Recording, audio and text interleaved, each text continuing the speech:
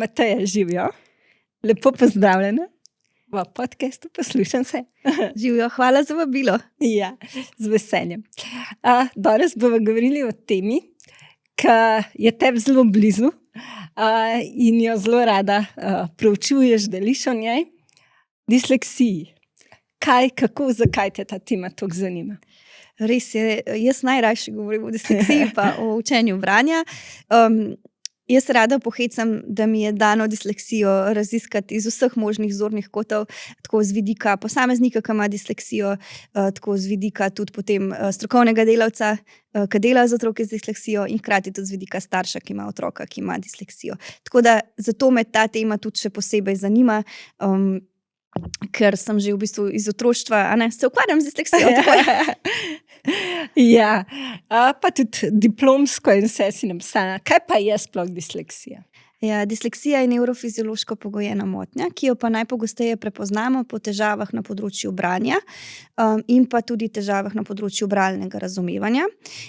Prisotna je pri približno 10,7% šolske populacije otrok, pa pogosteje jo prepoznamo pri dečkih kot deklicah.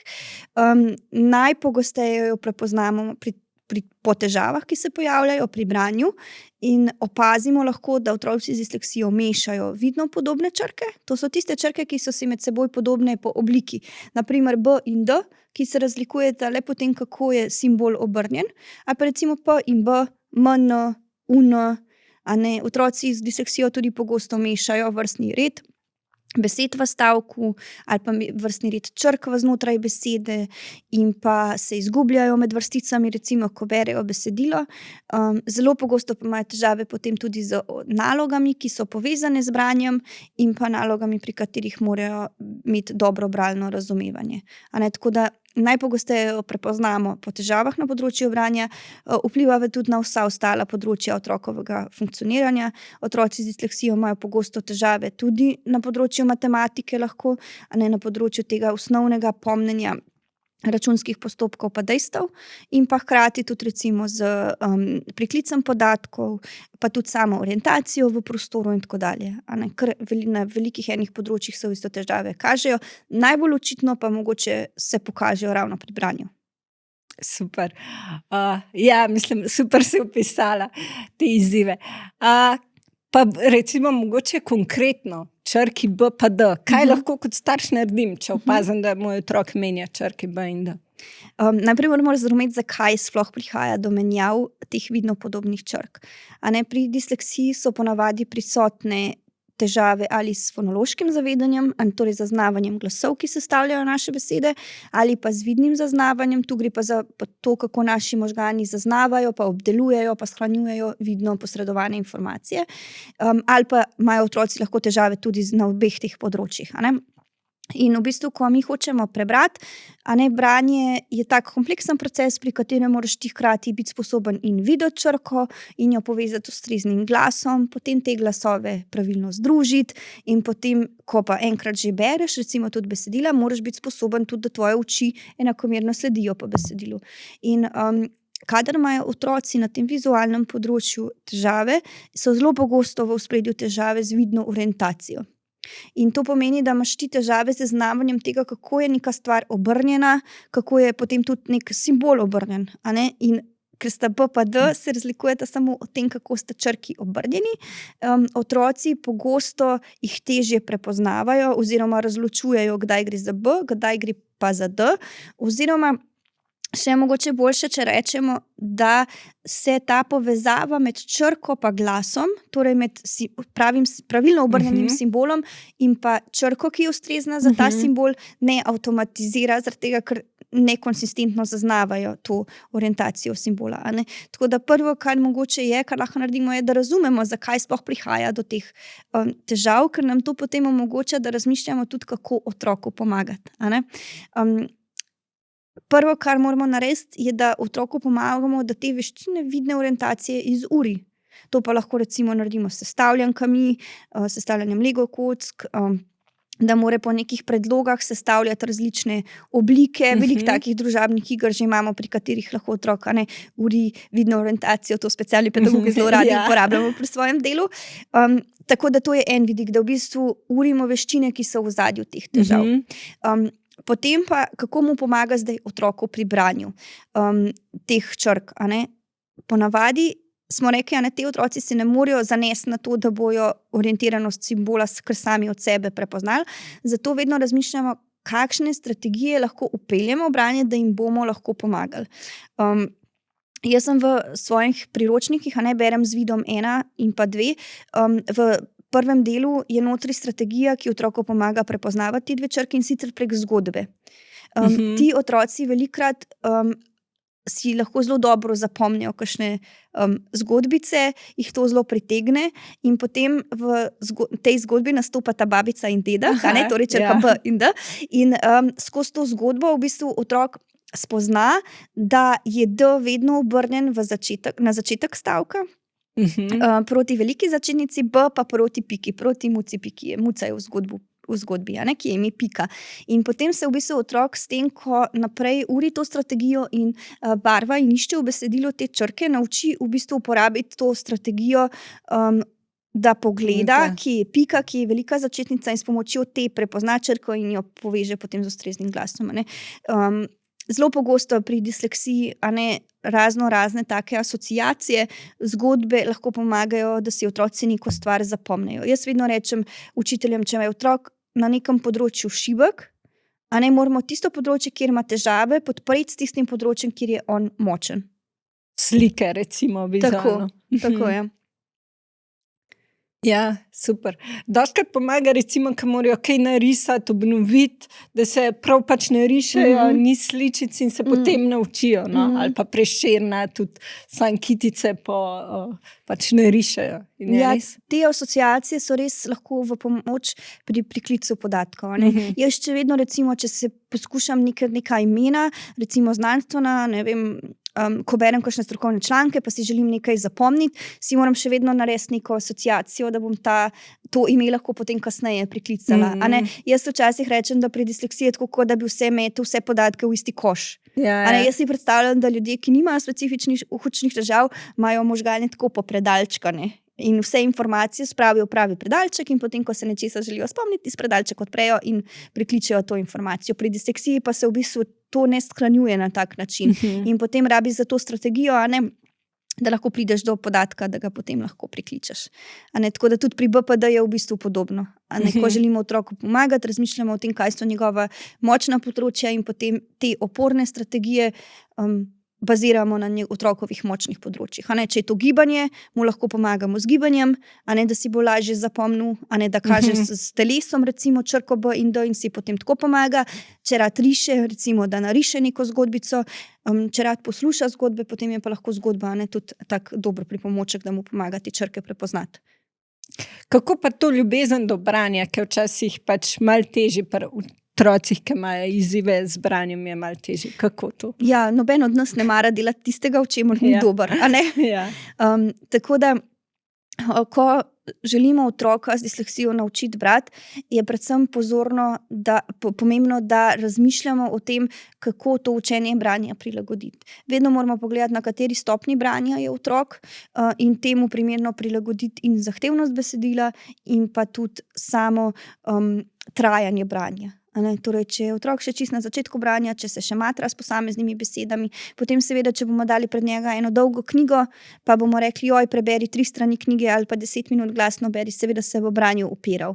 Če mu pa mogoče razrežemo besede, pa prebere, lahko tudi 20-30 posameznih besed, bo pa veliko, po mojih izkušnjah, veliko bolj motiviran za branje. In potem počasi stopnjujemo. Jaz vedno rečem učiteljem ali pa specialnim pedagogom, da pogledajo točno, kje je otrok, in potem se vrnejo na tisto stopnjo in od tiste stopnje naprej gradijo potem branje. Tako da to se mi zdi nekako najboljši nasvet, da se naučimo pogledati pa razumeti sam proces učenja branja, da bomo otroka potem lahko postopno peljali čez ta proces, da ne zahtevamo preveč, ker potem se bo pač otrok uprl. Tako da najbolj preprosto prilagajamo trajanje branja in pa prilagajamo kompleksnost besedila, ki ga otrok bere. Ja. Super napotki. Kaj pa, doskrat včasih je bil mit, da disleksija izzveni. Kako je s tem? Ja, Vem, disleksija ni bolezen, ki bi jo lahko pozdravili, ampak gre za nek specifičen način delovanja možganov, ki pač vse ohrani. Lahko se pa naučimo živeti z njo, lahko se naučimo tudi dobro brati, a ne? Ampak moramo se naučiti nekih strategij, s katerimi potem lahko te težave premagujemo. Ne moremo jo pa odpraviti, da bi rekla, disleksija je izginila. Jaz nimam več disleksije. Disleksija je v bistvu vseživljenjska in ves čas vpliva na tvoje delovanje. Tako na pozitiven način, kakor pa z izzivi, ki jih prenaša. Pa veliko je tudi znanih Slovencev že, recimo tudi tujih, ki imajo disleksijo, pa nekateri so tudi dobri igralci, kakor Gojmih Lešnak, pa pisateljca. Tako zanimivo, ne? Veliko močnih področij. Tako, nekaterim otrokom je lahko to zelo pomoč, da vidijo, a ne, kateri vse ljudje imajo disleksijo.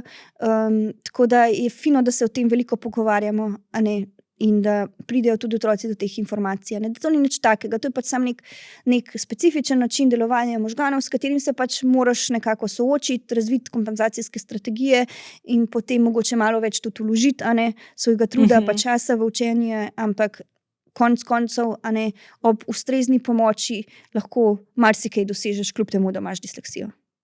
Si sama zelo dober zgled, a ne? Sama si tudi napisala, v bistvu si že prej imela 2 priročnika, 2 knjige, ki si napisala. Ja. Se pravi, pač v šoli se mi zdi, da je najtežje to v bistvu ohranjati nekako dobro samopodobo, ker so vsakodnevni izzivi, pač branje, pisanje sta del šolskega sistema in jaz se mi zdi ta največji izziv, kako pač to samopodobo ohranjati dobro kljub izzivom. Ja, pri tem lahko veliko prispevajo tako starši kot učitelji, a ne, svojim odnosom do otroka, pa tudi, da ima otrok vedno možnost, a ne, krepiti tudi svoja močna področja, da je lahko uspešen tudi na področjih izven šole.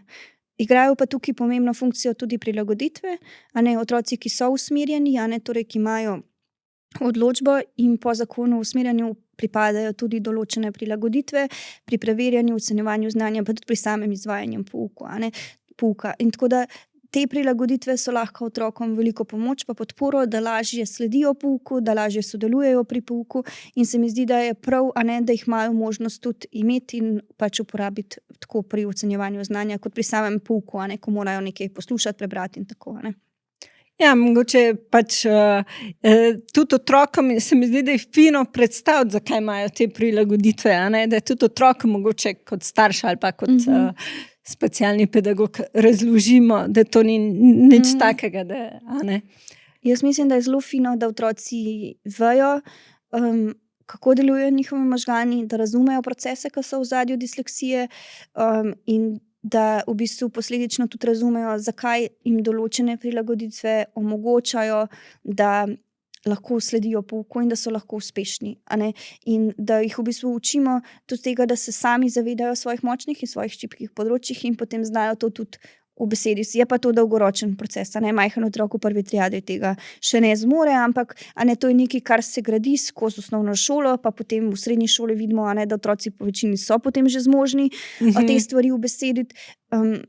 Je pa pomembno zaradi tega, ker bojo mogli to znati tudi, ko bo šli naprej na delovno mesto, kjer pa mogoče prilagoditve v takih oblikah niso več možne in se morajo potem v bistvu naučiti tudi neke kompenzacijske strategije, jih razvijati, zato da bojo lahko potem tudi uspešni v življenju, a ne. Se pravi, da veščine samozagovorništva, se pravi, treniramo recimo od mladostniških let ali pa od zadnje triade naprej in koristijo pa tudi v službi. Super. Kaj pa tisti ljudje, ki se mogoče prepoznajo, da imajo določene znake disleksije? Se ti zdi smiselno, da se pač diagnostiko naredijo tudi v kasnejših obdobjih? Ali kaj ti svetuješ? Jaz mislim, da tisti, ki so imeli mogoče v šolskem obdobju težave, pa so doživljali veliko enih stisk, pa zdaj sami pri sebi odkrivajo, da mogoče pa je bilo to povezano z disleksijo, da je lahko to včasih zelo zdravilno, a ne, da prideš do diagnoze, da vidiš, da v bistvu ni povezano s teboj, a ne, da s tabo ni nič narobe, ampak da gre za to specifiko, včasih lahko to veliko olajšanje prinese. A ne. Včasih je pa že dovolj tudi to, a ne, da samo beremo o tem, da se informiramo, da sami pri sebi to prepoznamo in v bistvu je to včasih tudi že dovolj. A ne, za nekatere posameznike pa ne čutijo potrebe, a ne, da bi kot odrasli rabili prav uradno diagnostiko. A ne. Tako da zelo odvisno od posameznika, pa mogoče njegovih izkušenj skozi šolanje, da se potem vsak zase odloči, recimo. A ne. Če pa posameznik čuti, da bi mu to neko olajšanje prineslo, a ne, boljše razumevanje sebe, pa seveda dobrodošlo, a ne, da to tudi upravi. A ne. Ja, super nasvet, res je. Kje je tebe najbolj, ovirala disleksija? Tako, kaj bi ti svetovala otroku, ki ima disleksijo? Kaj je tisto glavno, kaj te najbolj oviralo, kaj pa tisto, kaj bi rekla, da je dar disleksije? Jaz bi rekla, da mene je in me še vedno najbolj ovirajo težave pri pisanju. Branje sem potem tekom let precej izboljšala in zdaj tekoče berem. Sicer nisem ljubiteljica glasnega branja pred recimo maso ljudi, a ne? Ampak še vedno pa imam težave pri pisanju, tako da to je mogoče tista težava, ki bi jo sama izpostavila, da me najbolj ovira. Pa orientacija, ki me ovira pri vožnji avtomobila, pa mogoče težave s preklicem podatkov. Ne? Včasih se nekatere stvari težje zapomnim, a ne?